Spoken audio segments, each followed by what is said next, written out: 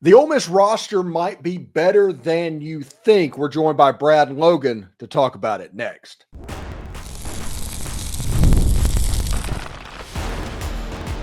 You are Locked On Ole Miss, your daily podcast on the Ole Miss Rebels. Part of the Locked On Podcast Network, your team every day. Thanks again for making the Locked On Ole Miss podcast your first listen every day. We're free and available wherever you get your podcast, including YouTube. We are part of the Locked On Podcast Network, your team every day.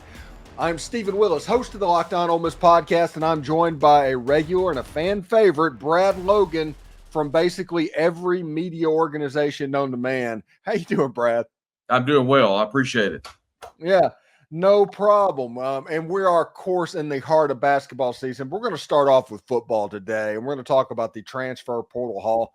Ole Miss has been coming in the top two in the transfer portal, no matter what the category, no matter what the service. And the teams that were number one in those services, and another one might be number 7 or number 8. It's kind of, in my opinion, a testament of Lane Kiffin and his staff with roster building, especially in a year when there's not a Walter Nolan in the portal. There's not a Princely Immanuel. Heck, there's not even a Trey Harris in the portal this year, but Lane Kiffin was able to get a high enough level class to where it's getting everybody's attention. Yeah, and I think by the end of the portal class, or whatever they deem will be the end of the portal for this year, I think Ole Miss will be in the top 3.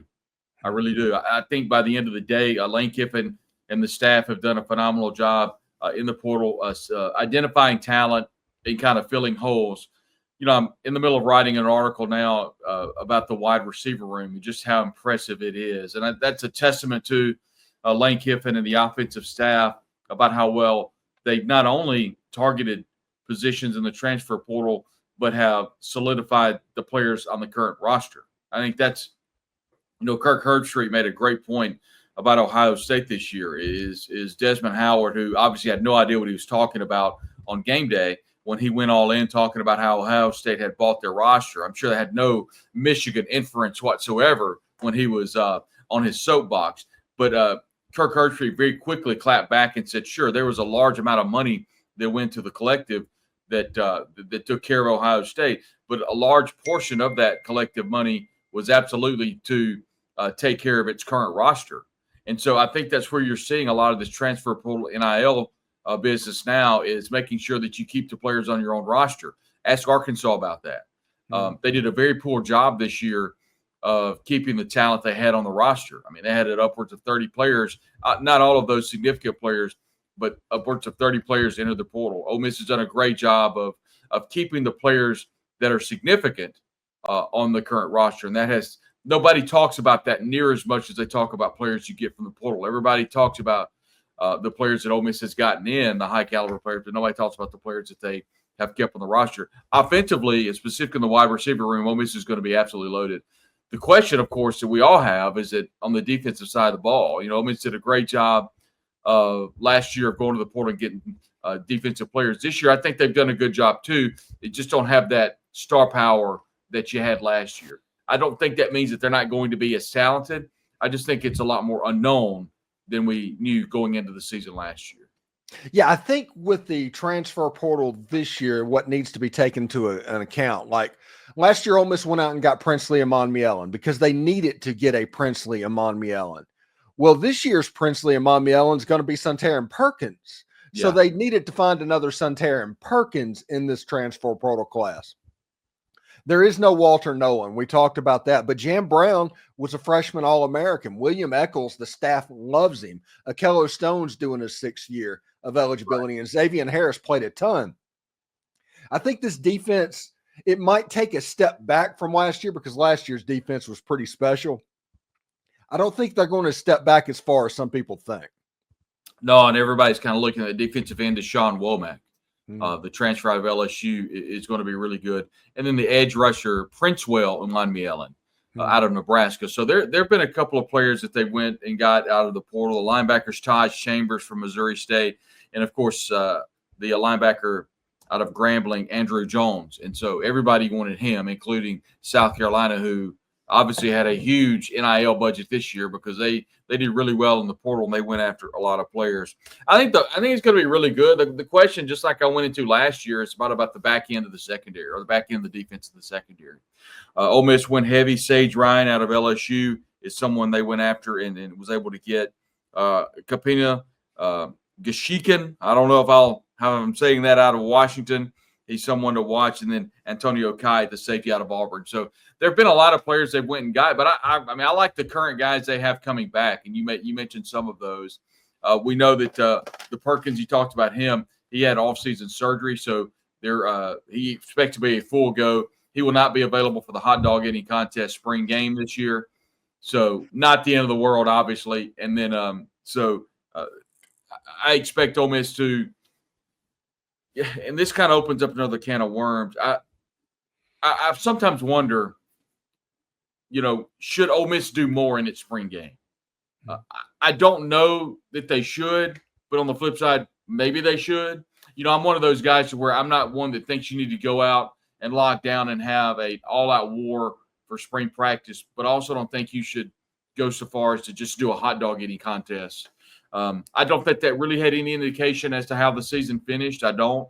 But I do think from a preparation standpoint, specifically from a physical standpoint, is that something you may need to maybe look at? I don't know. I'm just asking questions. But, in this situation, and this is something that we can talk about, last spring, they did everything that they can do. And they were so afraid of depth charts. And that's the reason they do all of this, is because they're afraid of the spring transfer portal window and they don't want a depth chart so somebody leaves. But Ole Miss got to August and they didn't know who their starting offensive line was. Literally, it was like August 20th, and it was like, yeah, we're still trying to figure it out. It got to the point by the time Kentucky got into town, it appeared that Ole Miss didn't know who their guys were. And part of that might be when they started really drilling down on trying to find them. Well, I mean, it took really, you didn't really look and see that Ole Miss had a cohesive starting five until the latter part of the year. And I think a lot of that was injuries. I think a lot of that was just indecisiveness with who you wanted as your top five. That's just, it was kind of a difficult situation midway through the year when you're kind of rotating offensive linemen. And when Jeremy James is not injured anymore, and that's a guy that had, I don't know how many starts in a row. So you had someone that had that much experience and he's on the sideline. And there were a lot of head scratching decisions in regards to the offensive line this year. I don't think anybody's arguing that. But to me, the component of how good Ole Miss is going to be next year is how good is the defense going to be. I think offensively, I do think they'll probably figure some things out across that offensive front. But defensively, secondary, tell me how they're going to be. Tell me how Ole Miss is going to be in the secondary. I think, oddly enough, with Cam Franklin, William Echoles, so many pieces coming back across the defensive front, will they be as dominant as they were last year? Probably not, but I think they're going to be good. I think the linebacker is going to be really good. I really do. I think Jones out of Grambling is a great player. And then I really think Taj Chambers is going to be a tackling machine. And, of course, with the pieces they have coming back, the question, once again, defensive back, where are they going to be? Yeah, I think Ole Miss, what they really need and what they're hoping for is that Jaylon Braxton was that Trey Amos replacement all along. He was freshman all SEC. Yeah, big shoes to fill, but he's going to come in as the number one, as a redshirt sophomore, essentially, on the back end of that defense. You have Chris Graves coming back. I like Cedric Beavers. I'm a huge Cedric Beavers fan, the defensive back that transferred from Jones County Junior College. And we all know that Mississippi has a history of turning out good cornerbacks from the junior college ranks. He was hurt all of last season. We'll see exactly what he can do. And I've been raving on these guys for weeks now. The combination of Keon Young, Cortez Thomas, and Ladarian Clardy, those three players that were signed as high school freshmen, at least one of those is going to play a lot, I think, this season. Yeah, Clardy especially. He was very highly decorated. So there's an opportunity, I think, that everybody's really excited about seeing him. So, yeah, I mean, you make some good points. Almost all those names that you mentioned have had very little experience. significant experience. Except Graves. Graves played a lot. Graves, he's played a lot. But I'm with you on Beavers. He was very highly decorated. We'll see what he's got. I'm ready to see, Harris get some substantial minutes across the defensive front, along with Cam Franklin, along with William Echoles, and then of course, I think nobody's talking about. You made mention a moment ago, but nobody's talking about Echoles Stone. I mean, he is a down grabber. I mean, he's someone you can go in and he may not show up on the stat books, but he absolutely is going to road grade there in the middle. And I think that's a big win for Ole Miss that Stone is coming back on the defensive front. Braxton, for people that are saying, well, Ole Miss torched Arkansas for this amount of yards and points, he didn't play in that game. He was injured. No. And he is a really good defensive back, and he's someone I think that will come in and get some very valuable minutes. Will he be Trey Amos good? I don't know. I mean, that's going to be difficult to fill those shoes, but I do think he will come in and get some valuable minutes very early, and we'll see how good he is for sure. He did kind of lock down Trey Harris, though, in 2023. That was his highest graded game, according to PFF. Yeah. So we'll see exactly what happens. Anyway, thanks for watching the Locked On Ole Miss podcast. When we come back, we'll talk to Brad about Chris Beard facing Texas and all of the weirdness that's going to come with that, and we will get his thoughts on the Super Bowl. This is a message from our sponsor, Intuit TurboTax. Taxes were waiting and wondering and worrying if you were going to get all of that money back. That's the whole way that filing taxes are for most people. Now, Taxes is matching with a TurboTax expert who can do your taxes as soon as today. An expert who gives your taxes their undivided attention as they work on your return while you get real-time updates on their progress so you can focus on your day. An expert who will find you every deduction possible and file every form, every investment, everything with 100% accuracy. Also, you can get the most money back guaranteed. No waiting, no wondering, no worries. Now, this is the way taxes is supposed to be. Get an expert now at TurboTax.com. It's only available with TurboTax Live full service, real-time updates only on the iOS mobile app, and see guarantee details at TurboTax.com/guaranteed.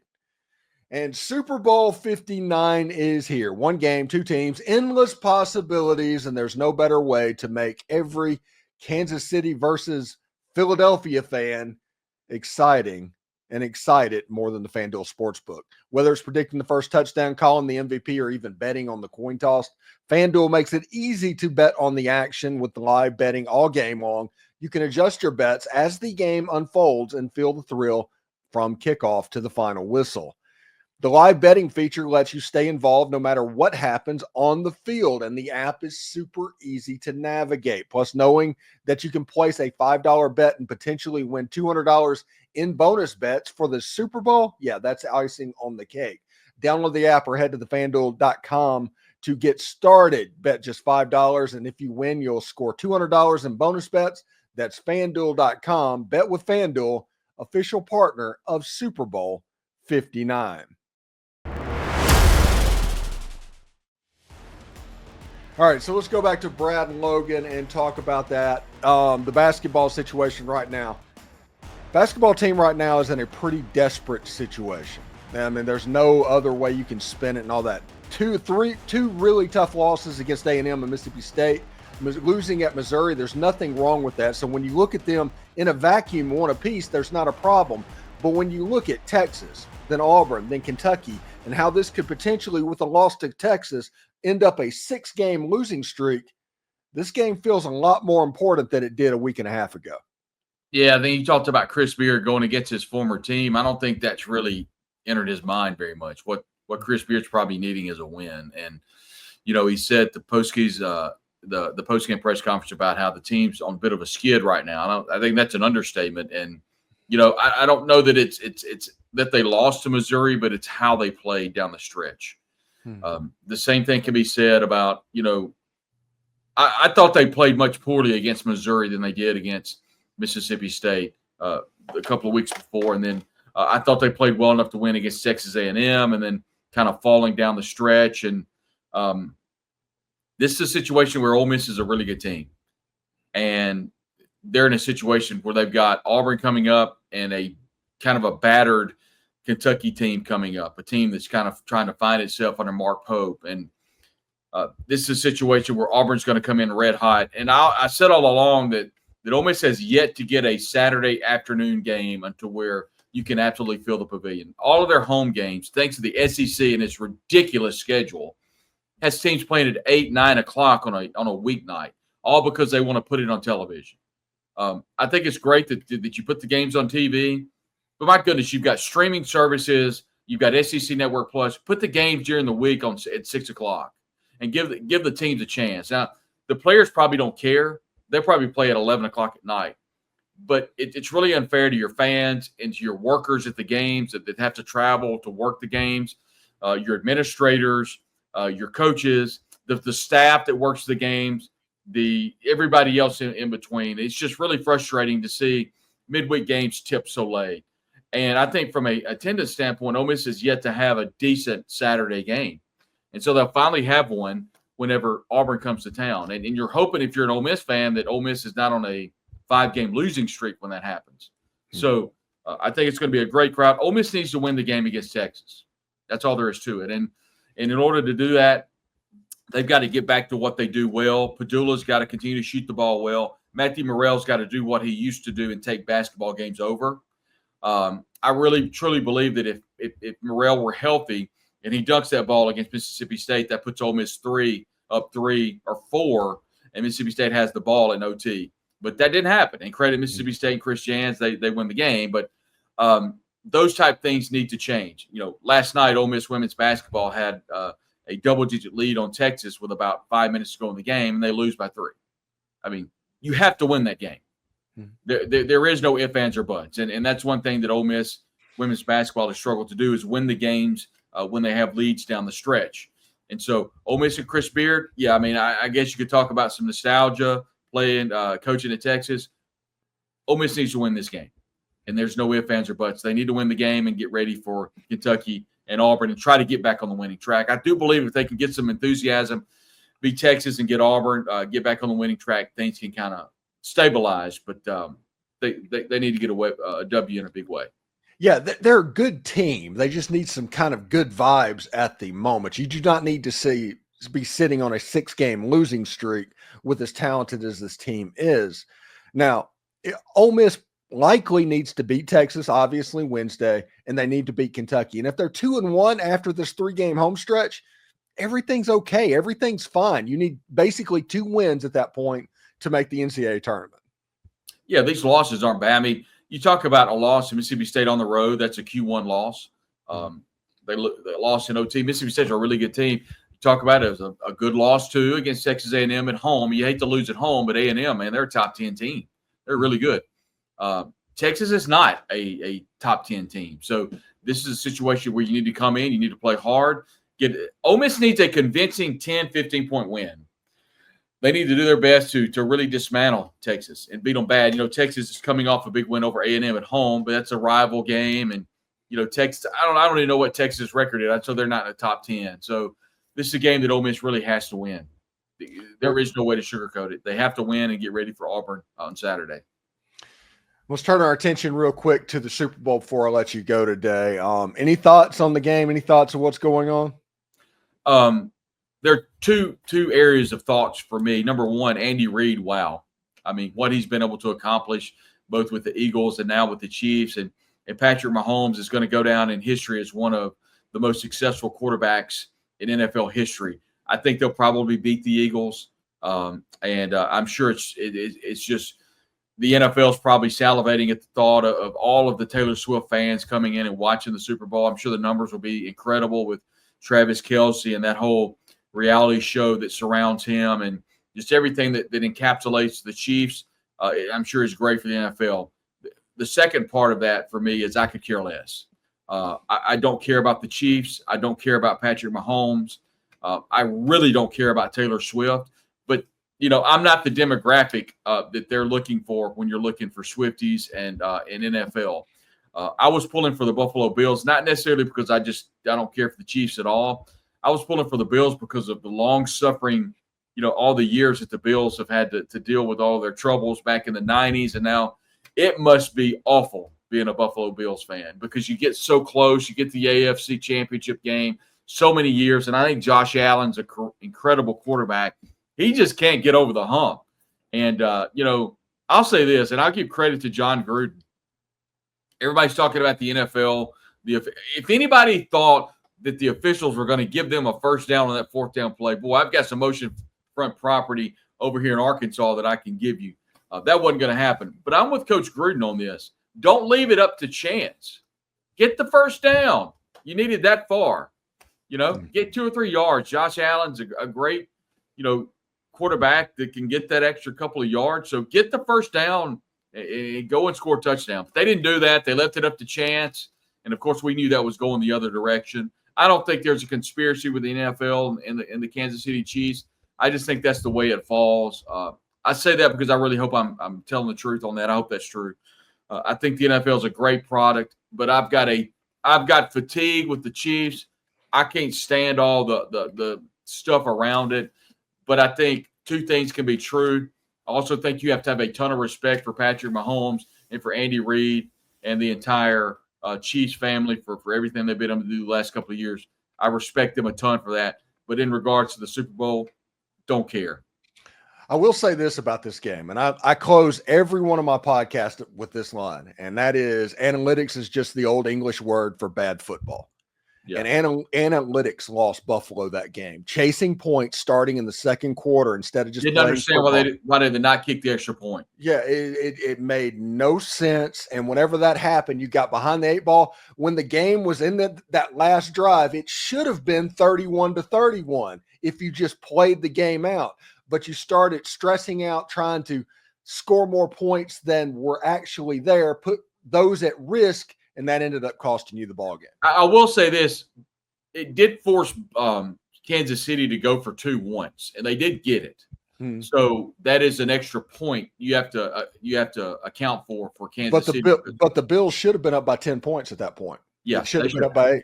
Mm-hmm. Yeah, you're right. Yeah. So it's nuts. I cannot stand the analytical approach to modern football. And there's a reason that teams that lean heavily on that, they mess up 2 or 3 times a season. It's because you put the game at risk. You turn the football game into a slot machine to where if it just goes wrong on a play or 2, you end up losing the game. We saw one particular coach that we know very well kind of threw the book out the window against big teams this year against Georgia and LSU, and that's Lane Kiffin. Many times Lane Kiffin threw the analytical book out and kicked the field goal. And against Georgia, it won the game. Yeah, he played, I say by the book, but he played old style football against Georgia. Traditional football, yes. Yeah, traditional football against Georgia. Won that game. Field goals. Yeah. The games that he got a little bit outside the thing was Kentucky, LSU, and Florida. Those were the 3 games that came back and bit him. Yeah. So anyway, Brad, thank you. What do you got going on this week, bud? I'm like you, following this portal to see kind of where things end up. I really like Ole Miss's roster.